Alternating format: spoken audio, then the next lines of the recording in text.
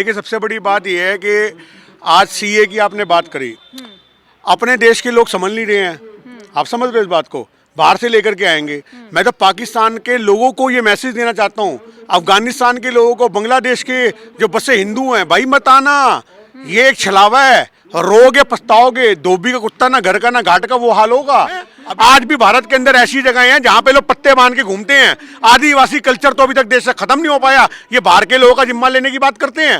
UP के अंदर हर दूसरे दिन कोई ना कोई घटना होती है और कोई कार्रवाई नहीं होती। क्या राम राज्य? राम राज्य में भी बहन बेटे सुरक्षित थी। ये कौन सा राज्य है? ये तो रावण राज्य से भी बुरा राज्य है इन लोगों का। परिवार के मुद्दे सॉल्व कराओ। ऐसे मुखिया को कोई फायदा नहीं जो अपने परिवार के लायक ना हो। ये कोई परिवारवाद की बात नहीं करते। आज ये बीजेपी को अपना परिवार मानते हैं, अंधभक्तों को अपना परिवार मानते हैं। अंधभक्त और बीजेपी सिर्फ यही मोदी का परिवार है। देश के लोग तो ऐसे परिवार का हिस्सा बनना ही नहीं चाहते जिस परिवार में न्याय ना हो। इस वक्त देश में भूचाल आया हुआ है। एक तरफ जहां रमजान के महीने में हर कोई खुशी मना रहा है, रमजान मना रहा है, तो तोहफे में उन्हें सीएए मिल गया है सरकार की तरफ से। वहीं दूसरी तरफ 6 बार के सांसद रह चुके एक सांसद ने, बीजेपी के सांसद ने ये साफ कह दिया है कि 400 पार लाइए, हम संविधान बदल देंगे। क्या कहेंगे, आपकी क्या रुख है इस सब पर? देखिए, सबसे बड़ी बात यह है कि आज सीए की आपने बात करी। अपने देश के लोग समझ नहीं रहे हैं। आप समझ रहे हो इस बात को? बाहर से लेकर के आएंगे। मैं तो पाकिस्तान के लोगों को ये मैसेज देना चाहता हूँ, अफगानिस्तान के लोगों को, बांग्लादेश के जो बसे हिंदू हैं, भाई मत आना, ये एक छलावा है, रोगे पछताओगे। धोबी का कुत्ता ना घर का ना घाट का, वो हाल होगा। अभी कुछ पाकिस्तान से हिंदू आए थे, आपको बता दूं, उनकी बस्तियां तक उजाड़ दी। तो आज की डेट में जो यहाँ पे बसे हुए लोग हैं, उनको तुम पाल नहीं पा रहे हो, उनको नौकरी दे नहीं पा रहे, रोजगार दे नहीं पा रहे। अच्छे खासे आदमियों के धंधे खत्म करके तुमने 5 किलो गेहूं पे लाके खड़ा कर दिया उन लोगों को। तो आप ये उम्मीद करते हो कि उनके अंदर बदलाव होगा? अरे ये सिर्फ और सिर्फ वोट बैंक का चक्कर है। ये सीए लाना आज इनके पास एक हिंदुत्व को और मजबूत करने का फॉर्मूला है। ये एक फॉर्मूला है, सिंपल फॉर्मूला। अभी तक राम मंदिर था तो इनके पास एक बड़ा अच्छा मुद्दा था कि चलो जी हिंदुओं को अपने आप संजो के रखो। अब राम मंदिर तो बन गया, अब वो मुद्दे को भुना नहीं सकते हैं, कितना भुनाएंगे। अब सीए आ गया। अब सीए में हिंदुओं के अंदर एक भावना जागृत करेंगे ये कि देखो हम हिंदू संरक्षित पार्टी है, हम अपने देश के हिंदुओं को छोड़ो दूसरे देश के हिंदुओं का भी ठेका लेके बैठेंगे। अरे यार, सोचने की बात है, तुमसे अपने नहीं पल रहे, तुम दूसरे को पालोगे। ये वही वाली बात होगी कि घर में माँ भूखी बैठी, बाहर लंगर लगा। ऐसे लोग जहाँ में बख्शे जाते नहीं। तो ये मोदी सरकार को याद रखना चाहिए। बात ये कि शोषितों वंचितों को अगर कोई सहारा मिल रहा है तो आप लोग के पेट में दर्द क्यों हो रहा है? हमारे पेट में दर्द नहीं हो रहा जी, जो उनके साथ होने वाला हमें तो उसको देख के खौफ हो रहा है। आप हमारे पेट के दर्द को छोड़ो। जो आज आपको पता है यूपी में रोजगार मांगने पे जमीन पे घिसड़े जा रहे हैं, बहन बेटियों के बलात्कार हो रहे हैं। अभी आगरा की 4 दिन पहले की खबर है, बेटी के साथ गलत हुआ, उसने थाने में जाकर के कमिश्नर से मिलना चाहा, कमिश्नर ने मिलने से मना कर दिया, कोई सुनवाई नहीं हुई, आखिरकार लड़की ने फांसी लगा ली। ये है हमारे देश का न्याय। जहां बहन बेटी अगर न्याय मांगेगी तो उसको फांसी का फंदा चूमना पड़ेगा। आप किनको बचाने की बात कर रहे हो? आज की डेट में आप कह रहे हो दलित हैं या शोषित हैं, हमारे देश में कम है? आज भी भारत के अंदर ऐसी जगह हैं जहां पे लोग पत्ते बांध के घूमते हैं। आदिवासी कल्चर तो अभी तक देश से खत्म नहीं हो पाया। ये बाहर के लोगों का जिम्मा लेने की बात करते हैं। आज सबसे बड़ी बात यह कि हमारे देश के लोगों को समझना पड़ेगा कि आखिर कब तक इस छल और छलावे में फंसे रहेंगे। आज एक छोटी सी बात बताओ, अंकिता भंडारी, क्या वो हिंदू नहीं थी? उसको सेक्स रैकेट में घसीटना चाहा, उसने इंसाफ की उम्मीद लगाई तो उसके जो घर के लोग हैं उनको टॉर्चर किया गया। उसका वकील, उसका पत्रकार आज हिरासत में है क्योंकि वो सीबीआई मांग कर रहा था कि सीबीआई जांच होनी चाहिए अंकिता भंडारी के केस की। आप मुझे ये बात बताओ, जो देश की बेटियों को न्याय नहीं दे पा रहे, आपने वो कल देखा मेडल जीतने वाला खिलाड़ी रो रो के मणिपुर का बोल रहा है कि मोदी जी कुछ तो कर दो, मोदी जी कुछ तो कर दो हमारे मणिपुर के लिए। ये खिलाड़ी का डर था। अब उस पर भी टैग लगा दो कि वो पाकिस्तानी है। पूछता हूं मैं अंधभक्तों से सवाल करता हूं, क्या वो खिलाड़ी भी पाकिस्तानी हो गया या वो भी कांग्रेसी हो गया या उसको भी पैसे देके खरीद लिया, टुकड़े टुकड़े गैंग का सदस्य हो गया? देश का नाम ऊंचा करने वाला खिलाड़ी है और वो अपने देश के हालात बयां कर रहा है कि मणिपुर में क्या हो रहा है, मोदी जी कुछ करो, आके झांको। पर इन इंसान को कोई फुर्सत ही नहीं है। इनके पास अब पहले नारा था कुछ भी बोलो जय श्री राम, आज एक ही नारा कुछ भी बोलो 400 पार, कुछ भी बोलो 400 पार। क्योंकि 400 पार के बाद संविधान कोई बचेगा ही नहीं। ना दलित होंगे, ना आदिवासी होंगे, ना सिख होंगे, ना मुस्लिम होंगे, सबको खत्म कर देंगे ये सिर्फ और सिर्फ। आपको क्या लगता है जो हिंदू राष्ट्र की ये बात करते हैं, हिंदू राष्ट्र के लिए जो कल्पना की जा रही है, उस हिंदू राष्ट्र में याद रखना देश का सबसे ज्यादा छल और छलावा हिंदुओं के साथ होगा। ये मुट्ठी पर जो ठाकुर लोग हो गए, ब्राह्मण जाति के जो उच्च वर्ग की जातियां हिंदुओं के अंदर, सिर्फ उन्हीं को फायदा मिलेगा, बाकी किसी को फायदा नहीं मिलना, सबके अधिकार खत्म हो जाएंगे। तो आप क्या करोगे ऐसे राष्ट्र का? आप मुझे बात बताइए। हिंदू राष्ट्र में राम राज्य होगा। राम राज्य तो आज बलात्कार राज्य बना रही है इन्होंने। यूपी के अंदर हर दूसरे दिन कोई ना कोई घटना होती है और कोई कार्रवाई नहीं होती। क्या राम राज्य?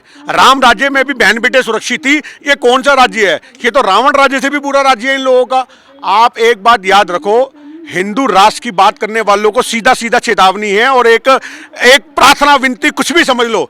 एक गांव हिंदुओं का बना के दिखा दो आप। ऐसा कोई गांव हो जहां पे सब कुछ आपस में, व्यापार भी, सारे काम धंधे भी सिर्फ हिंदू करे, तो आपको दिख जाएगा कि वो गांव भूखा मरने की नौबत आ जाएगी, क्योंकि ये देश मिलजुल के चलने वाला है।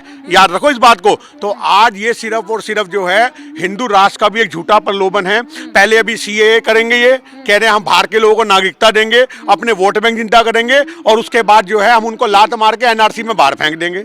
बड़ी बड़ी गेमबाजी हो रही है, बड़ी गेमबाजी। और ये आपको बता दूं, नागरिकता मिली जाएगी तो एनआरसी में बाहर कैसे हो जाएगी? आप मेरी बात सुनो, मुसलमानों को मोहरा बना के हिंदुओं के खिलाफ वोट बैंक पक्के किए जा रहे हैं हिंदुओं से। ये कुछ नहीं है। मुसलमानों को कोई खतरा नहीं है, आप लोग उन्हें भरमा रहे हैं। मैं आपसे क्या कहना चाह रहा हूँ, मुसलमानों को खतरा होने की बात नहीं, देश को खतरा है जी। अपने देश की आबादी पहले कहाँ जा रही है उसको देखो ना।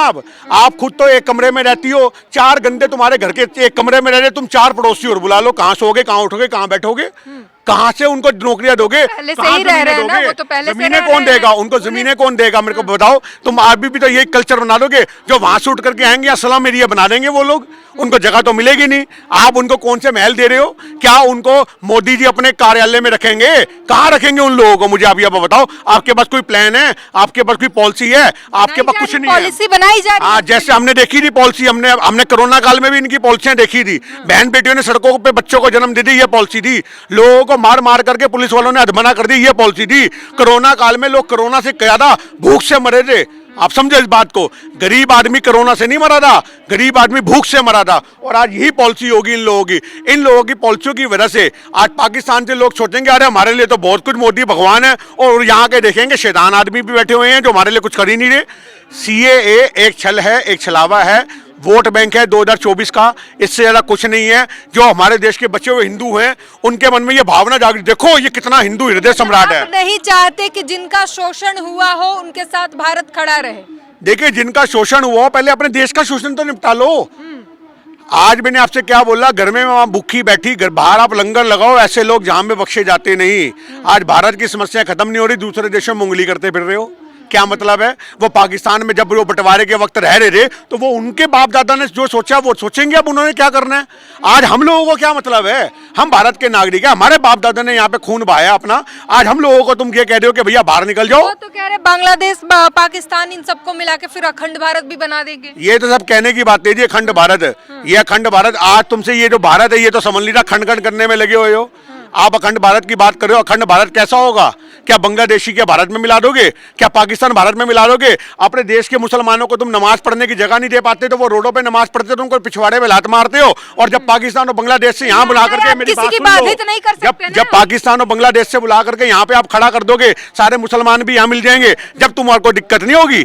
ऐसा अखंड भारत चाहिए? एक तरफ तुम कहते हो देश में मुसलमान नहीं चाहिए और एक तरफ अखंड भारत की बात करके बांग्लादेश और पाकिस्तान को मिलाने की बात करते हो। एक तरफ तुम कहते हो पाकिस्तानी आतंकवादी हैं और फिर उन्हीं आतंकवादियों को उठा करके भारत में मिलाओगे। आप सोचो ना, एक तरफ तो रहो। ये क्या दोगलापंथी है बीजेपी के किसी नेता के पास है किसी अंधभक्त का जवाब?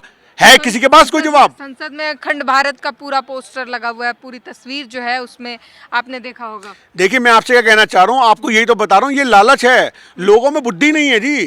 क्या रोटी को चोटी कहते हैं क्या लोग? बहुत समझदार हैं लोग, पर सिर्फ एक अंधभक्तों के पास दिमाग नहीं है। आज उनको छोड़ करके पूरे हिंदुस्तान के लोगों के पास दिमाग है। सिर्फ अंधभक्तों से थोड़ी ना बीजेपी जीतती है, उन्हीं से जीतती है। इनको 40% तो वोट पड़ते हैं। आज देश की 30 से 35% आबादी तो वोट डालने नहीं जाती। आज तक कभी वोटिंग हुई है 100%? आप बताओ। आज सबसे बड़ी कमी यहाँ के भारत के लोगों की है। आज सारे लोग घर से क्यों नहीं निकलते वोट देने के लिए? अगर सारे वोट देने के लिए निकलेंगे तो आपको बदलाव की एक बहुत बड़ी लहर देखने को मिलेगी। अगर आज इनके पास 28-30% का कैडर वोट बैंक है, मेरी बात सुन लो, इनका जो फिक्स वोट बैंक है उसी से जीतते आ रहे हैं। बाकी लोग तो अरे देश की 150 करोड़ की आबादी में अगर 110 करोड़ वोटर हैं तो 110 करोड़ वोटर के अंदर से सिर्फ 40 से 45 करोड़ वोटर जो हैं वोट डालने जाते हैं, बाकी वोट डालने नहीं जाते। बीजेपी यही कह रही है कि 100% लोग निकलेंगे, उन्हें 400 के पार मिल जाएंगे। ये आपको लगता है जी 400 पार तो ईवीएम से मिल जाएगा उनको। जिस आदमी ने पहले ये नारा लगा दिया हो, पहले जैसे पिछली बार के 300 पार उन्होंने वो काम किया, अब 400 पार देश जितना गत में जाता जा रहा है, आज उसके बाद भी आपको लगता है इनको कोई वोट देने वाला होगा? आप किसी गली से निकल जाओ, मूंगफली वाले से पूछ लो भैया कैसा मोदी कहेगा ये बात मत कर, हम मारेगा वोट मारेगा, ये जवाब होता है। आप 3 व्हीलर वाले से पूछो, रिक्शे वाले से पूछो भाई मोदी कहता है बात नहीं, फालतू बात नहीं, ऐसे डर जाते हैं वो लोग जैसे उनकी बहन का रिश्ता मांग लिया हो। आप समझो इस बात को। तो लोगों के अंदर कितना गुबार भरा हुआ है, फिर वोट कौन डाल रहा है इनको? ये मशीन डाल रही है जी वोट इनको, और कोई नहीं डाल रहा। और आप एक थोड़े दिन मेरी कह रहे हैं कि मोदी का परिवार हूं मैं। मोदी का परिवार वो परिवार नहीं है जो किसान है जिन्हें गोलियां मार रहे हो, वो परिवार नहीं है। मणिपुर में जिन बेटियों को नींव वस्त्र घुमाया गया क्या वो परिवार नहीं है? गुजरात में रहने वाले जो मुसलमान थे 2002 में जो भुगत के बैठे क्या वो परिवार नहीं थे? उनको न्याय मिला क्या? बिल्किस बानो जिसका बलात्कार कर उसके परिवार को खत्म कर दिया क्या उसको न्याय मिला? वो परिवार नहीं है। मोदी जी अगर आप परिवार की बात करने पे आओगे, मैं किसी पे पर्सनल कटाक्ष नहीं करता और ना मैं मोदी के परिवार के बारे में बोलता हूं, पर अगर आप देश के लोगों को परिवार बोलते हो, परिवार मानते हो, तो उनके लिए काम करना सीखो, परिवार के मुद्दे सॉल्व कराओ। ऐसे मुखिया को कोई फायदा नहीं जो अपने परिवार के लायक ना हो। ये कोई परिवारवाद की बात नहीं करते। आज ये बीजेपी को अपना परिवार मानते हैं, अंधभक्तों को अपना परिवार मानते हैं। अंधभक्त और बीजेपी सिर्फ यही मोदी का परिवार है। देश के लोग तो ऐसे परिवार का हिस्सा बनना ही नहीं चाहते जिस परिवार में न्याय ना हो, जिस परिवार में हक मांगने पे लठ मिलता हो। अभी देखना बाहर हम निकलेंगे, यहाँ से लठ की तैयारी हमारे लिए पहले करके बैठे हुए हैं। ऐसा कौन सा बाप है जो बच्चों की नहीं सुनता? तो ये सोचने की बात है। आप लोग कानून नहीं मानते ना, जब मना किया गया कि प्रदर्शन मत करो, फिर भी जब आपको करना है प्रदर्शन। देखिए प्रदर्शन करना हमारा हक है, लोकतांत्रिक अधिकार है। हमें कुछ गलत लगता है, आज तुम्हारी मम्मी तुम्हारे पापा अगर बोले तुम्हें कुछ बेटा ये नहीं करना, तुम कहोगे मैं बालिग हो गई हूँ जी, मैं समझदार हूँ, 18 साल की हो गई, मेरे को जो करना है मैं करूंगी। आज बच्चे अपने माँ से बगावत कर देते हैं। आप क्या बात कर रही हो? और हमारे देश में हमें कुछ गलत दिखेगा हम बगावत नहीं करेंगे। हम बगावती हैं पर देशद्रोही नहीं है। देशद्रोही वो हैं जो हमारी बात नहीं सुन रहे और हमारी बातों पे अमल नहीं कर रहे। तो मोदी जी को ये समझना पड़ेगा कि आखिर कब तक देश को बांट करके देश को विभाजित करते रहेंगे, ये समझना पड़ेगा। देशभक्त तो मोदी ही है। ये आपको लगता है जी तिरंगे से नाक पहुंचने वाला आदमी देशभक्त नहीं होता? फोटो निकाल के फ्रंट पे लगा देना इस क्लिप के साथ में, आपको व्यू मिल जाएगी गूगल के अंदर। जो आदमी तिरंगे से नाक पहुंचता हो उसको आप देशभक्त कह रहे हो? जनता कहती है कि मोदी जी जो है देश के लिए सोते जागते खाते पीते हैं, देश के हित में ही सोचते हैं, उनको देश के अलावा और कुछ दिखता ही नहीं है। देश के लिए खाते पीते नहीं, देश को खाते पीते हैं। आपने गलत सुन लिया, उन लोगों का नैरेटिव क्या था शायद समझाना नहीं आया। हाँ वो ये कहना चाहते थे ये सुबह शाम सोते बैठते उठते देश को खाने वाला आदमी है। आप याद रखो, आपने सुना है वो अब बोलना नहीं चाहिए देश के प्रधानमंत्री हैं, पर ये कहावत वहां फिट होती है कि बड़े बड़े घूसरे होते हैं ना वो मकान की नींवें कमजोर कर देते हैं। तो आज की डेट में सरकार भी हमारे को ऐसी मिली है बड़े बड़े घूसों के समान जिन्होंने देश की नींव को कमजोर कर दिया है। हाँ, तो बड़ी बात कही इन्होंने। और लगातार आपको बता दें कि देश में गुस्से का माहौल है। जिस तरीके से सीएए आया है उसके बाद भी कहीं ना कहीं असम में तो आपने देखा प्रदर्शन होने शुरू हो चुके हैं, और उसके बाद जो बयान आया है बीजेपी के वरिष्ठ नेता का, उसके बाद और भी विरोध प्रदर्शन शुरू हो चुके हैं। और आप यहाँ पर पीछे तस्वीर देख सकते हैं किस तरीके से हाथों में पोस्टर के साथ यहाँ पर विरोध प्रदर्शन किया जा रहा है। सभी लोग जो है गुस्सा जाहिर कर रहे हैं कि बाबा साहब अम्बेडकर का संविधान, जिन्होंने तमाम लोगों को हक अधिकार दिए, शोषितों वंचितों को उनका अधिकार दिया, उसे बदल देने के वादे किए जा रहे हैं और उसके लिए 400 के पार मांगे जा रहे हैं। पूरी बातचीत पर अपनी प्रतिक्रिया जरूर दीजिए। नेशनल दस्तक की आपसे गुजारिश है कि अगर इसको बचाना चाहते हैं तो नेशनल दस्तक को सब्सक्राइब करने के लिए रेड कलर के सब्सक्राइब बटन को दबाएं, फिर बेल आइकन की घंटी दबाएं। नेशनल दस्तक को बचाने के लिए बहुत जरूरी है कि हर खबर को शेयर करें, लाइक करें, कमेंट जरूर करें।